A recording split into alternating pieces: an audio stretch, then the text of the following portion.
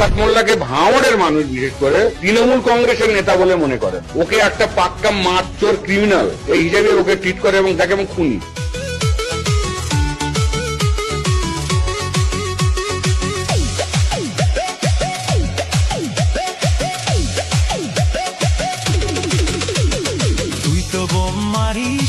আর bomb বাঁধিস তোলাবাজির টাকা নিয়ে মধুর হাঁড়ি চেটে ভোটে হেরে ধর্ণা দেবে কালীঘাটের গেটে।